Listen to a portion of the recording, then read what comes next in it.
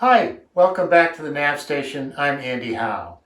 At the Nav Station, our goal is to get you confident enough to head out on the ocean, turn off your GPS, and get to where you're going using celestial navigation. In this episode, we're going to cover a moon site, one of the final two bodies that we're going to be talking about in this series. Now, the moon has some advantages and some disadvantages. The advantage of the moon is that it's easily identifiable. It's usually pretty large in the sky, and it's bright enough to use many times during the day. So you can get a nice crossing angle between a sun line and a moon line in your daily navigation, which is an improvement over the single sun line that you get for most of the rest of the day. Now, the disadvantages of the moon are that it's a very nearby object, which imparts some gravitational errors and some perspective errors when we take sights. So we have a whole host of additional corrections we have to apply. The tables for the moon, correcting the moon, look pretty intimidating, but they're fairly straightforward once you see how they operate. And as we've said all along, we've got the same basic step-by-step process. We're just adding some additional corrections in the steps to get to the end result. So to begin with, we've got our usual slate of information here in terms of the date, the time of the site, dead reckoning position, and our basic information about our sextant, index error, and height of eye. We've noted a little crescent moon here as our symbol, and we're going to be using the lower limb of that crescent moon in our site. So unlike many bodies, we're not going to do the site correction from HS to HO first, because there's a correction we need in that step-by-step process that we get out of the daily pages of the almanac. So we're first going to go to the daily pages, and we're going to get our GHA and declination information just like we do for every other body. And the moon tables are right there next to the sun. So we'll first go to get the GHA for 22 hours on October 19th.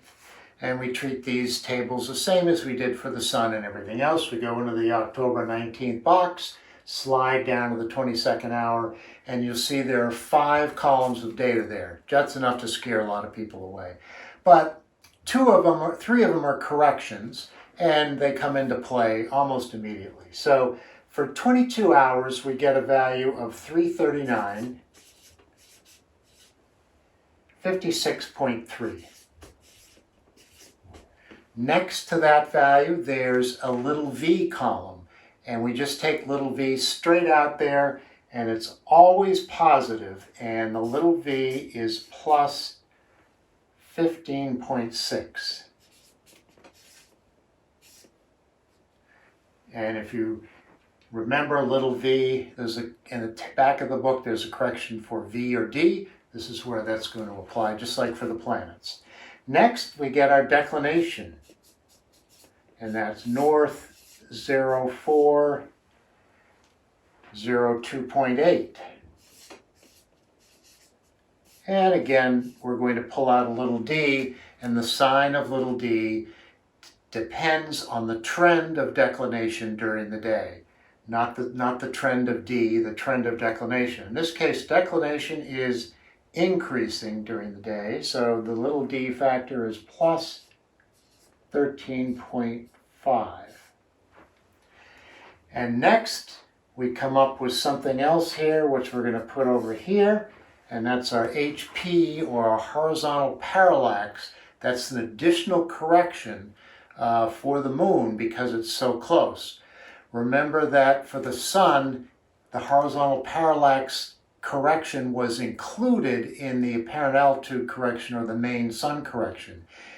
With the moon, because it changes so much depending on the phase of the moon, that it's a separate calculation that adds to the complexity of our site reduction process. So the HP value is 55.2. And we'll just set that aside until we get back to site correction.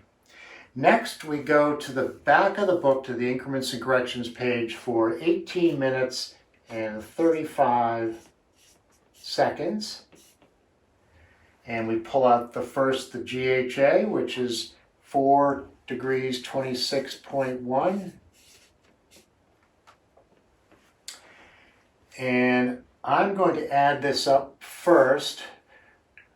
Adding 3 or 4 strings of numbers it's easy to get mixed up, so I'm just going to do it here, and then we'll do the little v value.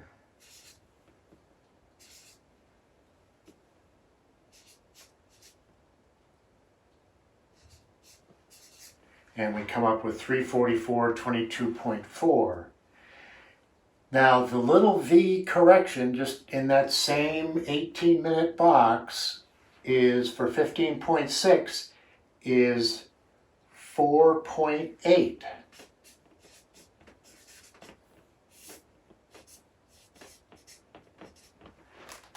And that adds up to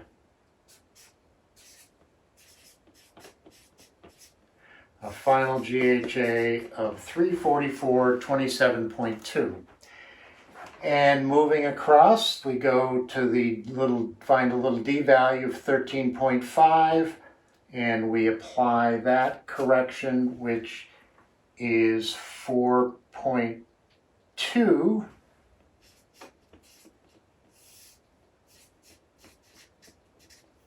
And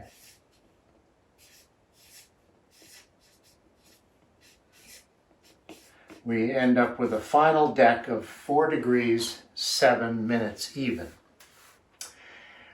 So we're done with the daily page information.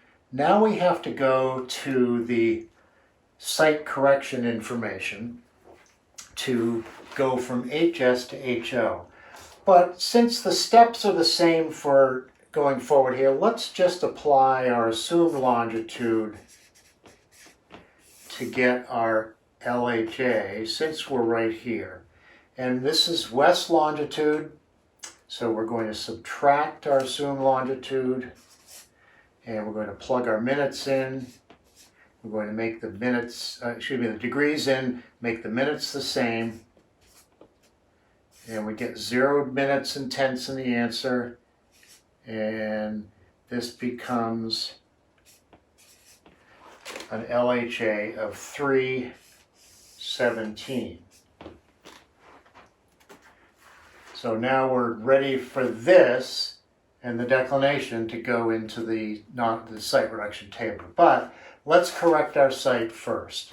So the first thing we're going to do, as always, is take our site HS of 4704.6. We're going to take our index error and reverse the sign. So that becomes positive 2.1 for our index correction. Then we're going to take our height of eye to get our dip, and our dip correction for a 10-foot height of eye is minus 3.1.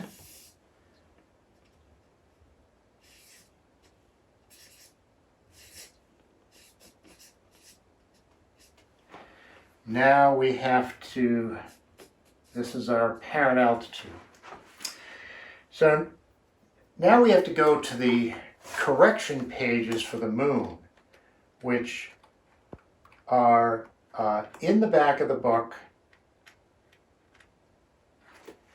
with their own, they have a whole 2 pages, and the tables are set up just like they are for the sun and other bodies, except it's broken down much more dramatically. We've got every few degrees we have a separate column for the apparent altitude across 2 pages. And we're just going to find the right column. We're going to go right down and pick up all our corrections in that same column. So the first correction is we find our range, our 47 degrees, and we find that there's a reading across the top of 45 to 49, and that's going to be our column. And in that column there is a bold-faced 47. So we're going to go down that column, find the boldface 47, and then we're going to look at the minutes, which in this case is 3.6, and find the nearest value for minutes on the left or the right. And in this case it will be 0. So we're at 47 and 0. We pick up a correction of 49.1. And these are all added as we go through the process. Next, we slide down until we get to the Lulu row, which of course stands for lower limb and upper limb.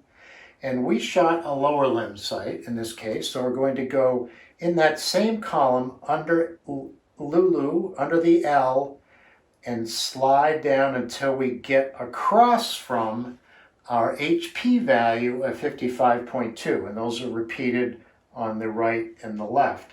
So when we do that, we find that the correction for HP is, this is attack altitude, and the HP correction is plus 2.6. And those are going to get added together. We have 13, 9, 10, 15. And so that is our HO, 4755.3. So all we've done is we've really added just the HP correction in there. But because we had to slide down through a big table, it looks worse than it actually is. The apparent altitude correction, we always had that with the sun or the stars, so that's not new. It's just adding this step in there that we have to be sure we capture. So that's our HO. So we're ready to go into the site reduction tables with our LHA, our declination, and our assumed latitude. So let's figure out an assumed position. We have 11 degrees north. We're going to take 10 degrees, 42 minutes north and round it up. And we have 27 degrees, 27.2 minutes west. So there's our assumed position ready to plot. So when we go into the site reduction tables, it's the same process. We go and we find the page set that is 11 north, or 11 rather, and then we find a page, part of that page set that is the lower range of declination because we're only dealing with 4 degrees of declination. And then we find that in that range and on that page, we're still on a same page because the declination is north and the latitude is north. And then read down the 4 degree column until you get across from an LHA of 317, and we're going to pick out HC, D, and Z. Same as we've always done, these are the values that correspond to the triangle, the navigational triangle that would have existed if we'd been standing at the assumed position. And the HC value is 4651. The D value is plus 11, and the Z is 096. Now, because the moon is to our east, 096 is the inside angle of that triangle. That's also a true bearing to the sun because that's how we, to the moon, that's how we measure compass bearings in a clockwise direction. And if you forget that, you can look up in the top left of that page and it'll say north latitude, ZN equals 360 minus Z if the LHA is less than 180. In this case, we've got a large LHA, so Z equals ZN, as we just illustrated with our compass direction versus the inside angle of the triangle. Go back to table 5 to correct for this little d factor and the minutes of declination. which are pretty small, so we can't anticipate a large correction, and in fact, the D correction is only +1. So our final HC is 46 degrees, 52 minutes. And if we compare these two, the HC, which represents the sextant reading we would have observed if we've been standing at the assumed position, with the HO, which is the corrected value that we actually observed, we'll find our intercept. So we just have to take the smaller and subtract it from the larger, and we're going to get 3.3 nautical miles. And in this case, we're starting at 4652 to get to where there's a larger value that we observed, where we're going to draw our line of position. We have to go towards the body, down that ZN direction of 096. So we're going to label this toward. So that's the mechanics of correcting the moon sight. We just have to make sure we capture the little v, at the same time we capture little d and the horizontal parallax value, and then apply each in their respective place. And then in the correction tables for the sight, we just have to grab that HP correction out of the table. And that's the only difference. So that's the moon sight.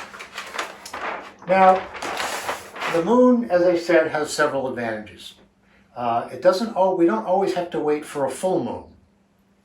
In fact, if a moon is full and you've got clouds obscuring the bottom of the moon, like sometimes happens with the sun, you can bring the moon down below the horizon and capture an upper limb sight. Similarly, with a crescent moon, the crescent can be tipped over one way or the other depending on its phase. You could bring this tip of the crescent down below it would still be called an upper limb sight, even though you're only shooting a partial moon. Or if it's kicked over the other way, you can bring it down as a lower limb sight as well. So there's several options. The challenge comes in when a crescent is pretty small and you can't really get a distinct edge. Then you have to treat your sight with a grain of salt, because your eye may not be able to, interpolate where that moon's shape is going to be on the horizon. So when you get that kind of situation, you have to be careful that it may not be a perfect sight, it may not be accurate, and just realize you may have to throw it out when you're all done. Now, the moon is bright enough at sometimes you do need shades on your sextant to be brought in. And you generally won't need a very dark shade, but you might need a shade for glare, just like you do for the sun. It's not as dramatic, but you may have to apply a shade before you take a sight, just so you can see the shape of the moon and the horizon. It really is not bright enough to burn your eyes out like the sun is, but it's just helpful for the mechanics of the sight. One other caveat on a sight, and some people will say you can take a sight of the moon at any time in the middle of the night because it's so bright, if it's up there as a full moon. Well, if you've got a full moon up in the sky, and it's wonderful to sail with a full moon, the problem is that the moon casts so much light that you often will see what's known as a foreshortened horizon. The reflection of the moonlight on the water doesn't begin at the horizon necessarily. It's usually along quite a ways in front of the horizon, and even with peripheral vision, it's very hard to detect exactly where the horizon is at that time. Now, with the moon out here illuminating the horizon, maybe on this side there might be a star up here that you can take a sight of in the middle of the night, because the horizon is illuminated enough over there away from the moon, but fairly close to it, that you can see a star. The problem is, if the star's not bright enough, you get it down close to the moon and it blots out anyway. So it's, you know, it's fun to play with and maybe get an extra body or two in the middle of the night if you're so inclined to get up. I like to sleep, so a navigator, celestial navigator, gets a nice block of sleep in the middle of the night because you can't do anything in the middle of the night. You gotta wait for twilight. So anyways, just a warning on that. It's very difficult to actually detect that horizon at a full moon in the middle of the night. Okay, that's the moon sight. And the next body we're going to cover is Polaris, latitude by Polaris. So we're going to go from a very identifiable bright object in the sky to a fairly faint one that's kind of hard to pick out from time to time. But that'll be our last celestial body that we'll explore for sight reduction. Then we'll talk about some other topics in future episodes. So really appreciate you stopping by. If you haven't subscribed, you can do so in the bottom right. You missed a few episodes. We got a bunch more to roll out. We'll think of some other ones as well beyond what's listed in the #1 video. And we'll see you here back at the nav station next time. Thanks for coming by.